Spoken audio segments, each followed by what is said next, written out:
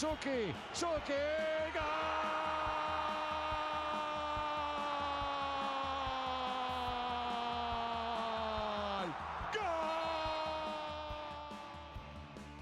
Las buenas incorporaciones y el sentido de pertenencia fueron las piezas claves para que Estudiantes de La Plata pueda consagrarse con un nuevo título. En un partido que tuvo un gran dinamismo los 120 minutos, el Pincha le ganó a Vélez Sarsfield por penales y se consagró campeón de la Copa de la Liga 2024. Para entender la gran campaña de Estudiantes hay que centrarse en principio de año, cuando Estudiantes, tras la consagración de la Copa Argentina ante Defensa y Justicia, tuvo que afrontar la salida de grandes íconos de su institución. Mariano Andújar, Benjamín Roleiser, Leonardo Godoy y Mauro Boselli, piezas fundamentales del equipo que supo ser campeón, fueron de las bajas más importantes. Sin embargo, el conjunto de La Plata incorporó bastantes jugadores y desde aquí empezó a formar una nueva ilusión. De los nombres que llegaron en el mercado de pases, los principales destacados fueron Thiago Palacios, Eric Mesa, Matías Mancilla, Edwin Cetré, Javier Correa y Enzo Pérez. Una óptima elección de jugadores en donde sumó jerarquía, juveniles y grandes apuestas. El domingo 28 de enero comenzó la Copa de la Liga para Estudiantes, y en un partido en el que predominaron los palos y la mala suerte, finalmente a los 94 Eros Mancuso convirtió de manera agónica para que el Pincha arranque de la mejor manera.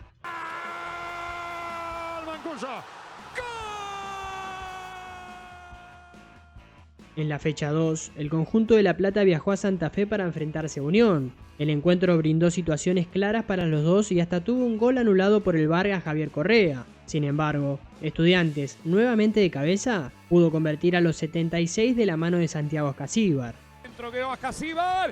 ¡Gol! Ya en la fecha 3, el Pincha recibió a Racing en La Plata. Y el gran protagonista sería el VAR, ya que actuaría en 3 ocasiones. Le anuló nuevamente un gol a Javier Correa y otro a Fede Fernández. Y casi al final del partido, Zair Romero sería expulsado tras la revisión de Nicolás Ramírez a los 89. Ante Tigre, expulsado Zair Romero. Llegada la cuarta fecha, el León jugó nuevamente ante su gente y recibió a Tigre, que había sumado solo un punto en las 3 fechas. El Pincharrata no dio lugar a ninguna sorpresa y de la mano de Mauro Méndez abrió el marcador a los 25.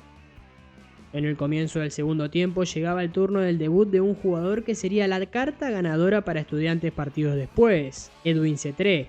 Tan indescifrable fue el colombiano que solo pasaron 20 minutos para que fuese la doble amarilla de Gian Nardelli. Cetré se la va a jugar, escapó de Nardelli, falta, está amonestado, se va a quedar con 10. El conjunto de Victoria, amarilla, más amarilla, en el fútbol es roja, expulsado Nardelli. Con un partido en el que el segundo gol estaba al caer, Eros Mancuso liquidó el encuentro a los 85. Viene Eros al arco. ¡Gol! En la quinta fecha, San Lorenzo, que tampoco había acumulado victorias, recibió a Estudiantes, y Javier Correa de una vez por todas pudo convertir un gol válido a los 13 del primer tiempo. Si remata Correa, ¡gol! Sin embargo, con la posibilidad de liquidar el encuentro, nuevamente aparecía el VAR para anular otro gol de Estudiantes a los 27. Bandera arriba y a revisar. Tello dice no vale. A los 57, San Lorenzo, de la mano de su goleador Adam Bareiro, empató el encuentro. Ya en la sexta fecha, el Pincha recibió a Newell's, que venía de una racha de victorias, pero la fecha anterior había sido goleado por Racing, y seguiría la mala racha para el club de Rosario, ya que su gran figura Ever Banega se fue expulsado a los 24. Deja a Ever Banega sin el clásico con Central. Y aprovechando la superioridad numérica, Mauro Méndez convirtió para el local a los 82 y a los 90. La séptima fecha fue la fecha de los clásicos, y en un partido en el que no se sacaron diferencias, fue 0-0 en La Plata. En la fecha 8, Estudiantes tuvo un enorme desafío, ya que se enfrentó a uno de los máximos candidatos del torneo, Godoy Cruz. Llevaba 632 minutos sin recibir goles y venía invicto. Sin embargo, la serie de Copa Libertadores ante Colo-Colo desenmascaró el plantel corto del Tomba. El Gato Oldrá decidió poner a la mayoría de suplentes y Estudiantes logró convertir rápidamente a los dos de la mano de Javier Altamirano. Y luego Thiago Palacios a los 39 anotó el 2-0. Palacio, Thiago. ¡Gol! Para el Tomba, Facundo Altamira descontó y fue 2-1 en Mendoza. Tras este resultado, el Pincha comenzó a verse como un gran candidato. Invicto en 8 fechas, solo le habían convertido 3 goles y se encontraba a solo un punto del puntero.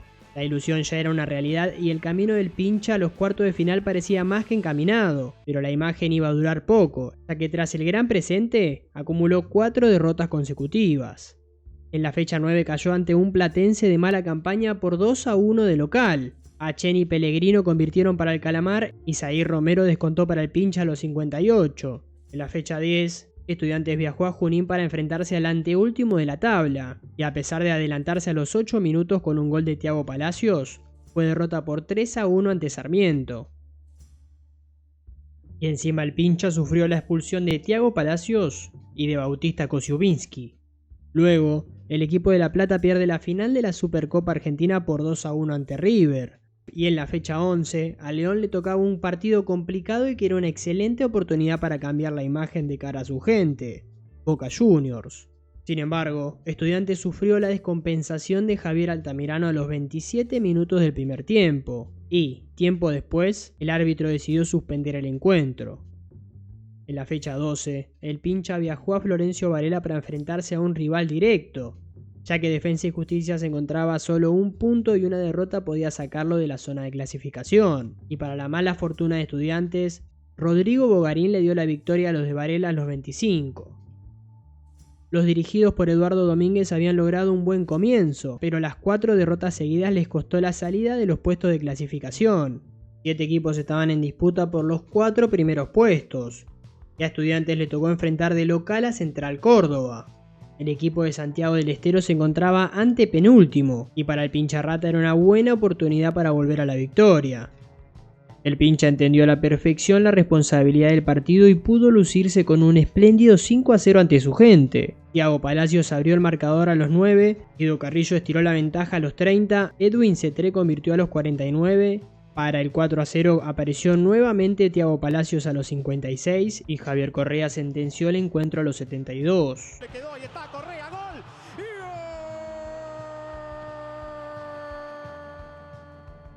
El 12 de abril fue el día elegido para la reanudación del encuentro entre Boca y Estudiantes.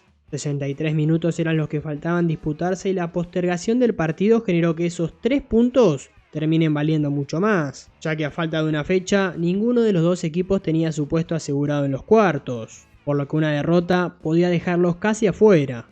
El Pincha se hizo grande de local y tras un peleado partido, Javier Correa, que había ingresado minutos antes, pudo zafarse de la marca en un córner y convirtió el 1-0 que iba a ser final. Centro, peinó Correa.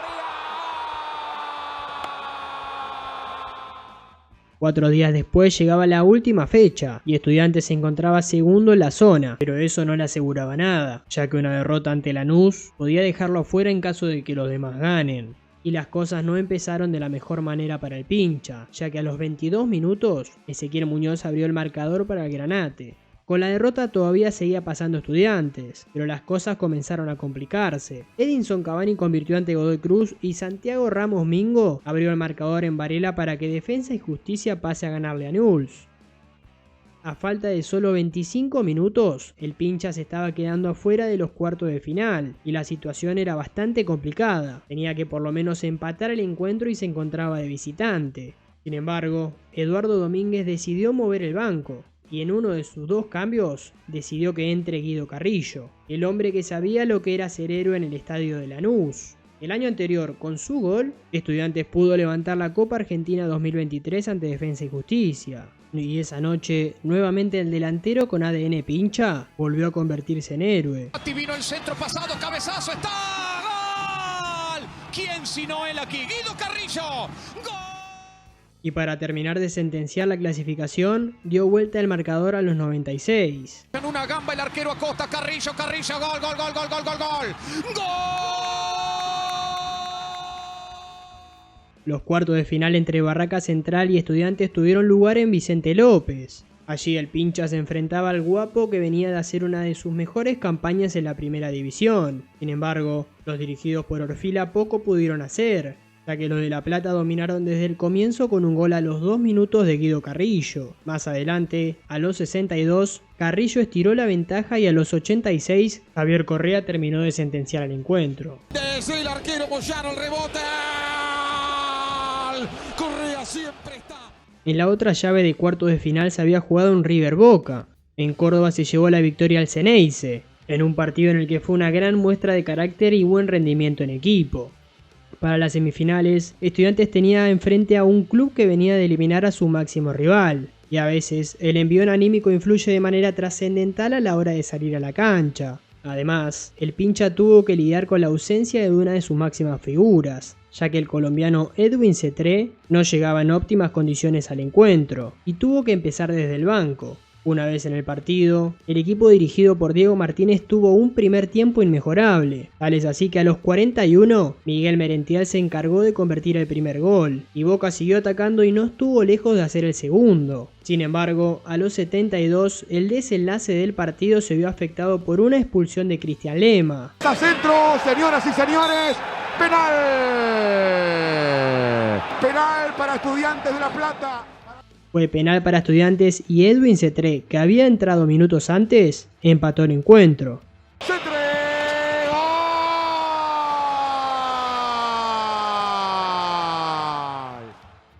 Luego los minutos finales fueron para el Pincha, pero el partido terminó empatado y quedó todo a definirse desde el punto penal. La gran realidad es que poco se lo había visto en los penales a Matías Mansilla, pero por la otra parte, Sergio Romero era una garantía enorme. Boca había llegado a la final de la Copa Libertadores y principalmente fue por Chiquito Romero, que se había hecho gigante en los penales. Matías Mansilla no era sinónimo de experto, ya que registraba solo un 20% en eficacia. De los 25 remates desde el punto penal, solo había atajado 5. Sin embargo, esa noche en Córdoba, la historia daría un giro inesperado.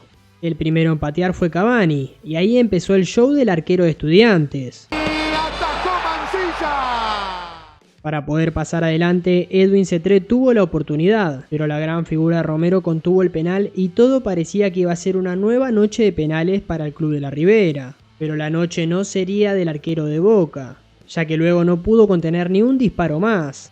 Y, tras el error de Miguel Merentiel, solo convirtió Zenón y los jugadores de Estudiantes convirtieron todos. Llegado el momento, Matías Mansilla detuvo el penal de Nicolás Figal y de esta manera quedó todo a cargo de Mauro Méndez.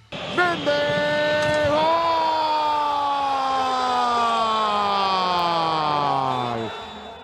La contundente actuación del proveniente de Santiago del Estero dio que hablar, y todo se trató de un gran trabajo en la semana. A la hora de los penales, Mansilla había llevado consigo el famoso machete, una hoja en la que tenía dónde iba a patear cada uno de los jugadores ceneices.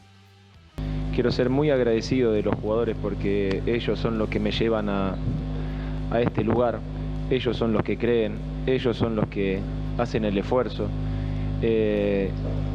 Y ellos son los que pertenecen al club.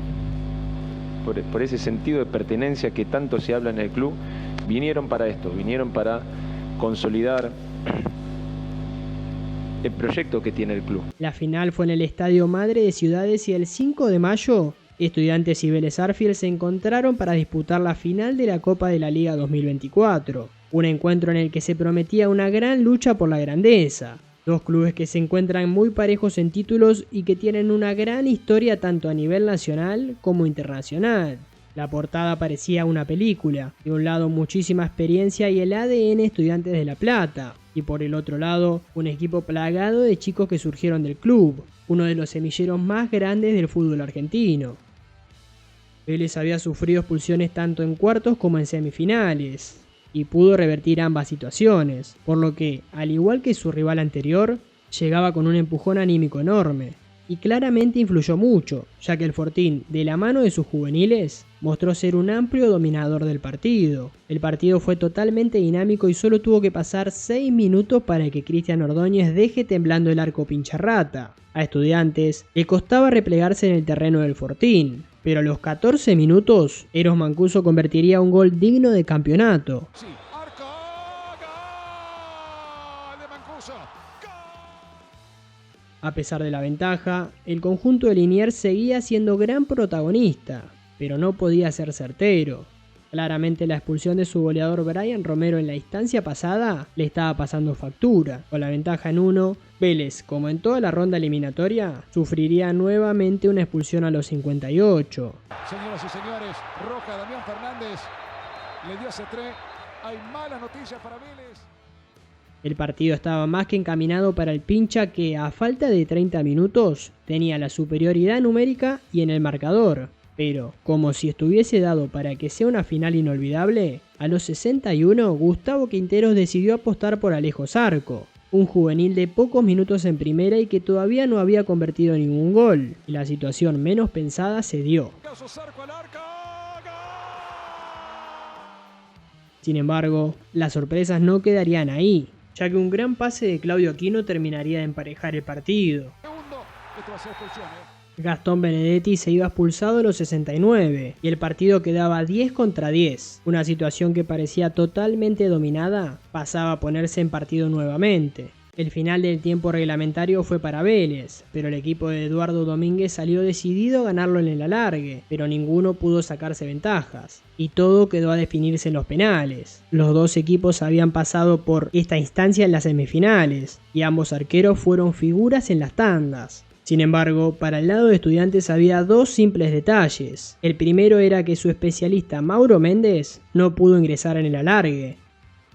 Y el otro era que el famoso machete, que había circulado días antes, en esta ocasión no tendría mucha objetividad, ya que la mayoría de los jugadores de Vélez ni siquiera habían pateado un penal en primera. Por lo que en esta instancia, Mansilla en algunos casos iba a tener que jugársela por su intuición. El primero en patear fue Mamana y Mansilla, a pesar de haber adivinado, no pudo contener el remate. Para Estudiantes, Pablo Piatti fue el encargado de abrir la tanda, y como en el penal anterior, el arquero adivinó pero no pudo atajarlo. Alejo Zarco, el de apenas unos minutos en primera, fue indescifrable para Mansilla y adelantó el marcador para Vélez. Y en el cuarto penal de la serie pasaría un caso increíble. Uno de los mejores penales pateados tuvo consigo una de las mejores atajadas de la tanda. Vélez estaba adelante y Joaquín García tuvo la chance de estirar la ventaja a 2 goles. Pero, afortunadamente para Estudiantes, apareció Matías Mansilla. ¡Tapa el arquero! ¡Tapa Mansilla, señoras y señores! Luego, Javier Correa ajustó bien arriba y convirtió el gol que le daba nuevamente la igualdad a la serie. En el próximo penal, otra vez aparecería el héroe inesperado, ya que el remate de Santiago Cáceres fue contenido por el arquero de Estudiantes.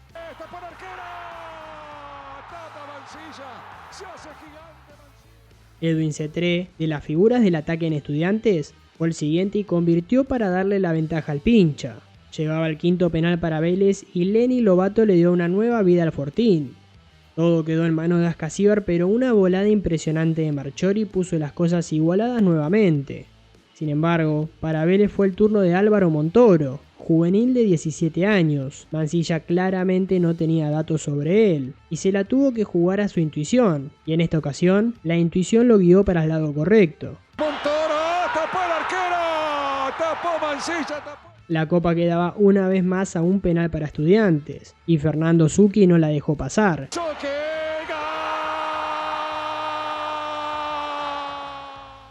El mediocampista le dio el triunfo al Pincha y la consagración de la Copa de la Liga 2024. Jerarquía, incorporaciones y principalmente sentido de pertenencia fueron las claves para el nuevo título de Estudiantes. Si bien el conjunto de La Plata había quedado armado desde el año pasado, las llegadas a principio de año fueron figuras y tuvieron un rendimiento inmediato. Bueno, pasó lo que pasó en diciembre, que me fui de River. Tenía posibilidades para ir a otro lado, pero bueno, acá el llamado del hombre en vacaciones fue muy importante, no solamente de él, sino de toda la comisión directiva. Por su parte, Eduardo Domínguez también comienza a escribir su historia en Estudiantes. Ganó 2 finales en tan solo 5 meses y el equipo de La Plata ya se encuentra clasificado para la Copa Libertadores del año siguiente.